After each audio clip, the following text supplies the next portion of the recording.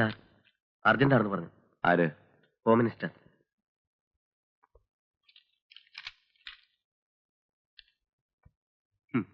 He is an upstart. This is nothing but adolescent an aberration. വന്ന് കേറിയില്ല, കസേരയിൽ ഇരുന്നിട്ട് 2 ആഴ്ച തികഞ്ഞില്ല, അതിനു മുമ്പേ തുടങ്ങി ഭരണം. Immature brat. ഇരിക്കൂ. ക്യാബിനറ്റ് ഡിസിഷൻ ഇല്ലാതെ പെട്ടെന്ന് ഇങ്ങനൊരു ഓർഡർ. എന്താണത്? മന്ത്രിമാരുടെ പോലീസ് എസ്കോർട്ട് പിൻവലിക്കാനുള്ള തീരുമാനം ഇതല്പം തിടുക്കത്തിലായി പോയില്ലേ സർ? നോ, ക്യാബിനറ്റിൽ തന്നെ ഞാൻ തീരുമാനം പറഞ്ഞിരുന്നാണല്ലോ. ഇപ്പൊ ഓർഡറായി, അത്രയല്ലേ ഉള്ളൂ. എന്നാലും മിസ്റ്റർ വിജയനുണ്ണി, ഈ സംസ്ഥാനത്ത് 1000 ജനങ്ങളെ സംരക്ഷിക്കാൻ ഒരു പോലീസുകാരൻ പോലും ഇല്ല എന്നാണ് കണക്ക്. അപ്പൊ പിന്നെ ഒരു മന്ത്രി ഓടി നടക്കുന്നിടത്തെല്ലാം 10 പോലീസുകാരും കൂടി ഓടി നടക്കുക എന്ന് പറഞ്ഞാൽ അതിന്റെ പേര് എസ്കോർട്ട് എന്നല്ല, എക്സ്ട്രാ വെഗൻസ, ദുഷ്ചിലവെന്നാണ്. അല്ല, മറ്റു മിനിസ്റ്റേഴ്സിന്റെ റിയാക്ഷൻ എന്താവുമെന്ന എന്റെ പേടി. എന്തിനു പേടിക്കണം? ആഭ്യന്തര വകുപ്പിലെ ചെലവ് ചുരുക്കൽ നടപടികളുടെ ഭാഗമായി ഇങ്ങനെ ചില സ്റ്റെപ്സ് ഉണ്ടാവുമെന്ന് ഞാൻ ക്യാബിനറ്റിൽ തുറന്നു പറഞ്ഞാണല്ലോ. അതൊക്കെ പത്രക്കാരെ ഇംപ്രസ് ചെയ്യാൻ വേണ്ടി പുതിയ മന്ത്രി ഉണ്ടാക്കിയ സെൻസേഷൻ ആണെന്ന് എല്ലാവരും ധരിച്ചിരിക്കുന്നു. ഇതിപ്പോ പെട്ടെന്ന് ഇങ്ങനെ ഒരു തീരുമാനമെടുത്താൽ പിന്നെ അത് നടപ്പിലാവണം. എസ്കോർട്ട് ഉപേക്ഷിക്കണമെന്ന് എല്ലാ മന്ത്രിമാരോടും ഞാൻ DO ലെറ്ററിലൂടെ അഭ്യർത്ഥിച്ചിട്ടുണ്ട്. അത് ഇതുവരെ ആരും കാര്യമായി എടുത്തില്ല. അതുകൊണ്ടാണ് ഇങ്ങനെ ഒരു ഓർഡർ. ഇപ്പൊ മന്ത്രിമാർക്ക് എസ്കോർട്ട് ഓടിക്കൊണ്ടിരിക്കുന്ന പോലീസുകാരെയും വാഹനങ്ങളെയും ഉടൻ പിൻവലിച്ചേക്കൂ. എല്ലാ SP മാർക്കും മെസ്സേജ് എത്തണം. Start executing the decisions right away. അല്ല സർ, മന്ത്രിമാരാരെങ്കിലും പറ്റില്ല എന്ന് പറഞ്ഞാൽ SP മാർക്ക് ധിക്കരിക്കാൻ കഴിയില്ല. അതൊക്കെ നമ്മൾ വഴിയെ കാണുന്നു. അങ്ങനെ വരുന്നതൊക്കെ വഴിയിൽ വെച്ച് കാണാമെന്ന്.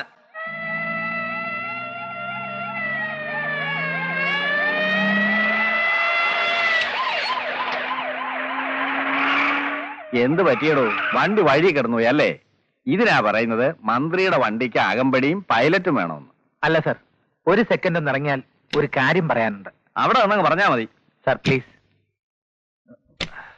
എന്താന്ന് വെച്ചാ പറയടോ, എനിക്ക് അങ്ങ് എന്നിട്ട് 3-4 കോൺഫറൻസ് അറ്റൻഡ് ചെയ്യാനുള്ള. സർ, മന്ത്രിമാർക്കുള്ള പോലീസ് എസ്കർട്ടും പൈലറ്റും പിൻവലിക്കാൻ നമ്മൾ തീരുമാനിച്ചതാണ്. ഓഹോ, ഇന്നു മുതൽ അത് നടപ്പിലാവുകയുമാണ്. ആര് തീരുമാനിച്ചു നടപ്പിലാക്കാനേ? ആഭ്യന്തരമന്ത്രി. സർ, ഒരു തർക്കത്തിന് ഞാനില്ല.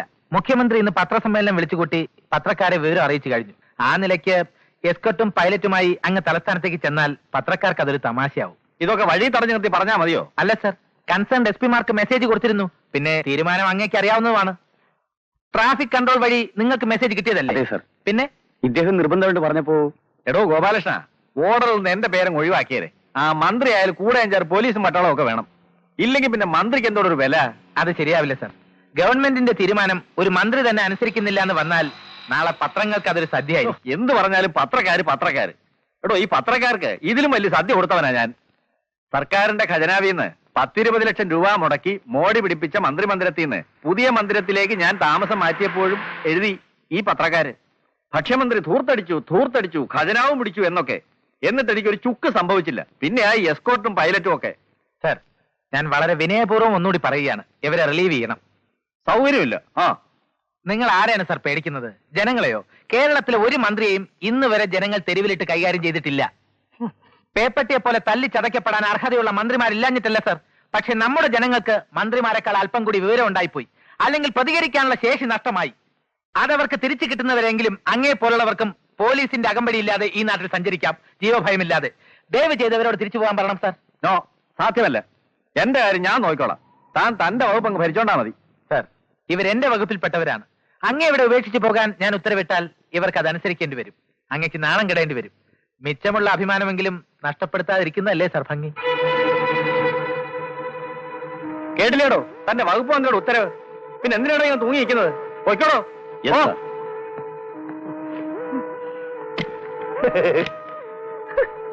വണ്ടി വിടറോ.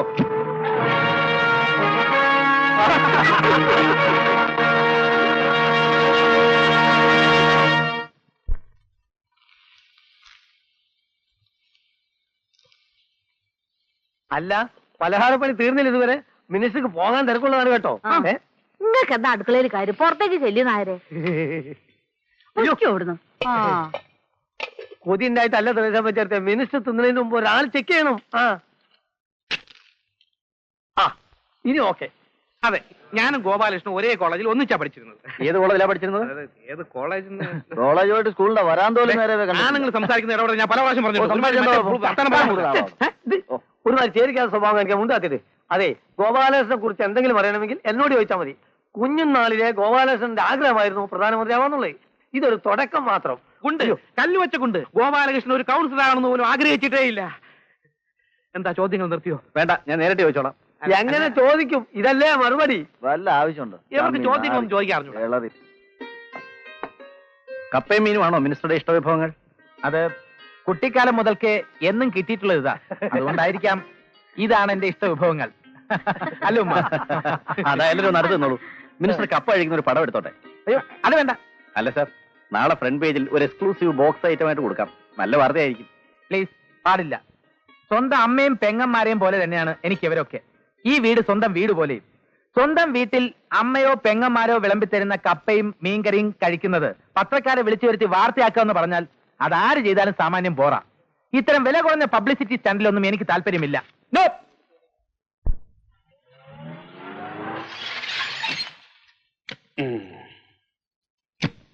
മുമ്പോട്ട് കയറ്റി നിർത്തണോ? ആഭ്യന്തരമന്ത്രിയുടെ വണ്ടിയുടെ ഒപ്പത്തിൽ കിടക്കണം അവന്റെ അമ്മാവന്റെ വണ്ടി. അതെ.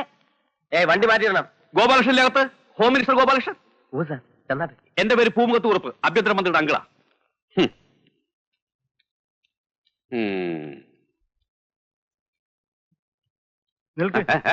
മിനിസ്റ്റർ ഫയൽ നോക്കിക്കൊണ്ടിരിക്കുകയാണ്. അങ്കിൾ അങ്കിൾ, ഇത് ആന്റി.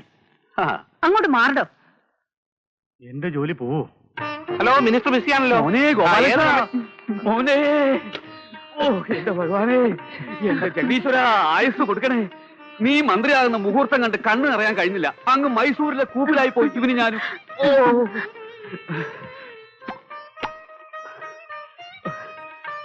എന്നാലെന്താ ഒക്കെ മനക്കണ്ണില് കണ്ടു ഞാൻ. കുഞ്ഞുനാളില് ഇവന്റെ തലക്കുറ എഴുതിയ ജ്യോത്സ്യൻ രാശി വെച്ച് പറഞ്ഞതാ രാജയോഗം കാണുന്നുണ്ടെന്ന്. ഓർമ്മയുണ്ടോ നിനക്ക്? അന്ന് ഞാനത് വിളിച്ചു പറഞ്ഞു നടന്നപ്പോ ആരാത് കാര്യാക്കാൻ.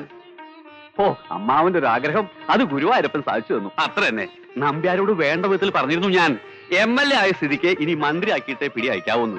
എന്നാലേ ഇലക്ഷൻ അങ്ങോട്ട് ഇറക്കിയത് തിരിച്ചു പിടിക്കാൻ പറ്റൂ.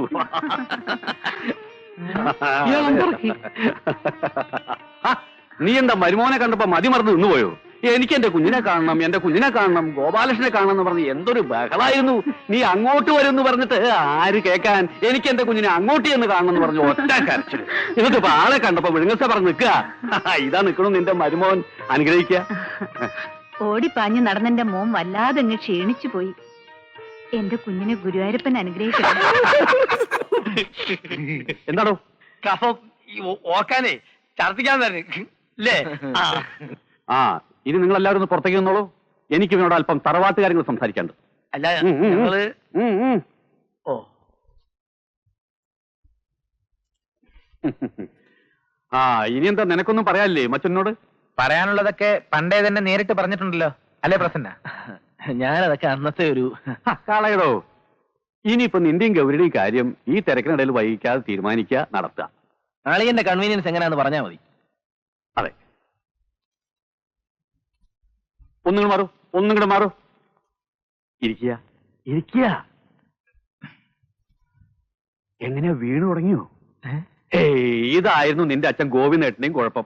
ഈ പണത്തിന്റെ കാര്യത്തിൽ പിടിപ്പുകേട്. സാരല്ലേ, അത് മാറ്റിയെടുക്കാം. നമ്മുടെ പ്രസന്നെ കൂടെ കൂട്ടിക്കോ.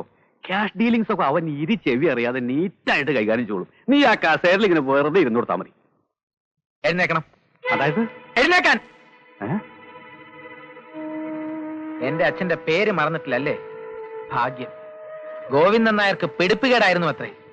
ആ മനുഷ്യൻ നിങ്ങൾക്ക് തന്ന സ്നേഹം, വിശ്വാസം, നിങ്ങളുടെ ഭാഷയിൽ പറഞ്ഞാൽ പിടിപ്പുകേട്, അതായിരുന്നില്ലേ ജീവിതത്തിൽ നിങ്ങളുടെ പിടിവള്ളി? പങ്ക് കച്ചവടത്തിനും മരക്കച്ചവടത്തിനും ഒക്കെ കൂട്ടിന് പോയി പോയി അവസാനം അച്ഛന്റെ കാൽച്ചുവറ്റിലെ മണ്ണ് വരെ മാന്തിയെടുത്ത് സ്വന്തമാക്കി. ഇനി എന്റെ പിടിപ്പുകേടും കൂടെ മാറ്റിയെടുക്കാൻ സഹായിക്കാമല്ലേ?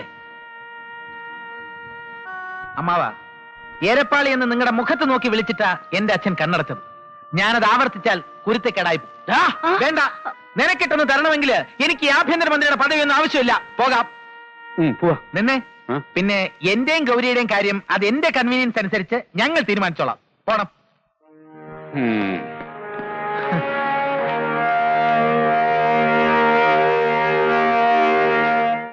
വരുന്നുണ്ട് അമ്മാവൻ വരുന്നുണ്ട്. പിന്നെ ഈ കൂപ്പിന്ന് ഉരുളൻ തടികൾ ലേലത്തിൽ പിടിക്കും പോലെ അനന്തരമുള്ള ചുളുവിൽ ഒതുക്കാന്ന് വിചാരിച്ചല്ലേ? മൂപ്പർക്ക് വിവരമില്ലാത്തോണ്ടല്ലേ, ഒന്ന് ക്ഷമിച്ചാളാ. മിനിസ്റ്റർ അങ്കിളല്ലേ? അടുത്ത ഇലക്ഷന് ഈ വാശിക്ക് അമ്മ അനന്തരവനെതിരെ നിൽക്കാം. കെട്ടിവെച്ച കാശ് പോയി കിട്ടും. അല്ല അങ്കിൾ ഇനി എന്ന് വരും? നിന്റെ ഒക്കെ 16 അടി എന്ത് എത്തുന്നു? കുടുംബത്തോടെ ചമ്മി പോണത് കണ്ട